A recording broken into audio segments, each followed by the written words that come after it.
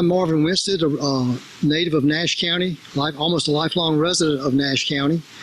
I was an impacted landowner of the proposed Atlantic Coast Pipeline, which was announced in spring of 2014. And as soon as I was made aware of that by notification from the company, I started knocking on doors of various environmental organizations. One of those that I got a lot of traction with and help and support from was the Blue Ridge Environmental Defense League.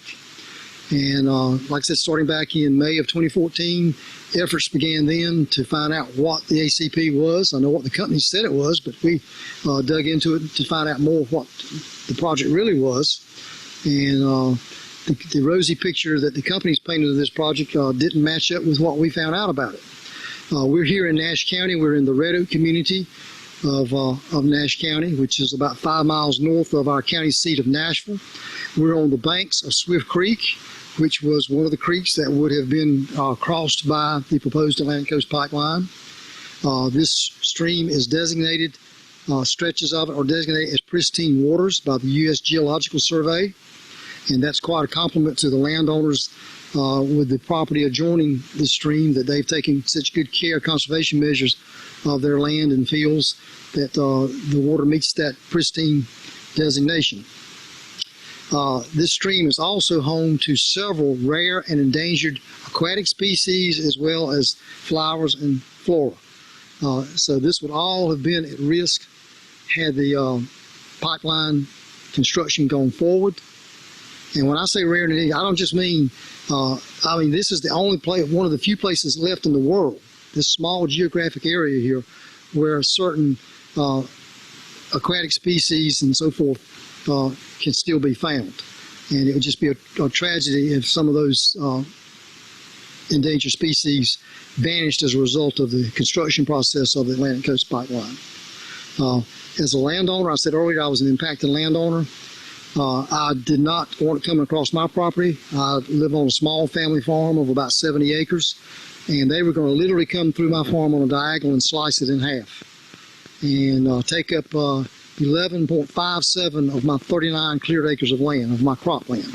So they wanted over 30% of my cropland for their use. And of course they say, once we're through the construction process and put the pipe in the ground, we landscape back over. Well, my research shows me that your crops never grow productively again at all after you've had that construction process go on. As an impacted landowner, I started contacting neighbors to find out who else's property was going across in the neighborhood. And then once we learned about Brettle and the kind of work Brettle does, we were contacted by Kerry Rogers, who was one of their community organizers. And he drove over to our area, which was a 175-mile trip for him just one way. On numerous occasions, he came over and we met at the Red Oak Community Building. And our meetings gathered more and more people, and we ended up at times as many as 50 people coming to our meetings. And in 2015, we were chartered as a chapter of Blue Ridge Environmental Defense League. And as such, we sponsored various activities to inform the public about the Atlantic Coast Pipeline, the facts about the Atlantic Coast Pipeline, and worked with other organizations as well, lots of individuals. We even held in 2016, in November of 2016, we had a short walk from Red Oak to Nashville to attract attention. It was not a protest, we called it a pipeline awareness walk. And the press did come out and give us good coverage, and we were able to, through the news media, local newspapers, to get articles for the public to read about what was going on with the proposed Atlantic Coast Pipeline, that it was not just the great rosy picture that the company public relations department painted. What the downside of it was, the devaluation of property, the danger of a pipeline being on your property or close to your residence. We also learned that in some areas it was going through underprivileged neighborhoods, minority neighborhoods, in a disproportionate manner. That's not true of every single mile of the pipeline, but in some areas it was going through neighborhoods where it seemed as though the route had been selected to take advantage of people who were not as well organized to push back and fight against it. As a result of lots of efforts, and then we also had a big walk in 2017 in March of 2017 that started out at the state line and traveled the walkers over a several week period of time. It took them about 3 or 4 weeks. They walked the entire 180 miles of the proposed route. Like I said, it started in Northampton County up on the Virginia line, went down through Halifax, Nash, Wilson, Johnston, Cumberland, Sampson, and Robinson counties to the termination point of the proposed project. And that attracted a lot of attention, not just in the local 8-county area, but statewide television networks picked it up and carried it all across the state, as well as we had people coming from all across the state to participate in that walk. So we had lots of those activities going on. A few miles, about 15 miles, a little over 15 miles south of us is the Tar River, which Swift Creek eventually feeds into. Swift Creek is a tributary of the Tar River. And that was one of the rivers and streams that had to be crossed by the proposed pipeline. And the company did, when they did get a little construction going on, they did do some horizontal directional drilling, and they did get the pipe inserted underneath the Tar River. Prior to that, several groups got together, and we had some paddle trips down the Tar River to focus attention on that river. And the Tar River also has some rare and endangered species in it. So I'm glad to report that just a couple of weeks ago, I did a paddle trip down the Tar, and where the work was done, the signs, the no trespassing signs and so forth have been removed, and the bank appears to be undisturbed where the crossing point used to be. So I'm very glad to have been able to witness that. This project, as a landowner, my private property rights were trampled all over.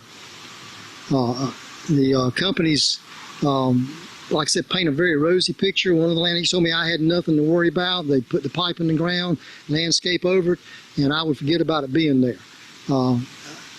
I didn't buy that, and I did some research, and I found lots of agricultural statistics that show that once a pipeline is put in, I've seen pictures of where a pipeline was installed here in eastern North Carolina, just a 20-inch pipeline. And by the way, the ACP was going to be 36 inches in North Carolina, 42 up in Virginia. And it was going to be under 1,440 pounds of pressure. But I've seen pictures of a smaller pipeline in a neighboring county where it was installed 20 years ago, and the crops are still stunted every year. No matter what crop is grown there, soybeans, corn, whatever, there's a stunted pathway across those fields to this day where that pipeline was placed across there. So I know what I could expect, not what the land agent told me, but the reality was that my farm would never again be productive because they do such a tremendous amount of soil disturbance and compaction and leave pathways of gravel, cover them up with the topsoil and that sort of thing. And of course, all they want to do is get it across your property and get gas flowing through it. This was a money-making proposition for the companies. It was not needed. Several research studies proved that this pipeline project was not needed. The companies, surprisingly, their representatives never talked about the fact that FERC granted the ACP companies a 14.7% rate of return on investment, which means that they would have guaranteed that, and that rate of return would have been passed on to the ratepayers. So even if ratepayers were conservative in their usage, in years to come, they would find themselves paying 14.7% more for the energy they used than if the pipeline had never been built, which fortunately has turned out to be the case. FERC stands for Federal Energy Regulatory Commission. It is sometimes referred to by activists as the Federal Energy Rubber Stamp Commission because they very seldom deny a permit application. In fact, I think I've read somewhere that over the 29-year history, they've only turned down 2 permit applications. And that's pretty poor batting average. There's also evidence of personnel who worked for FERC leaving the agency and going to work for the energy companies, utility companies. And then likewise, there are people who had a position with those utility companies or energy companies, and all of a sudden they've got some position inside FERC. So it's been referred to as a revolving door. So this is something that I think that the congressmen need to take a look at and that needs to be reformed. Thank you very much.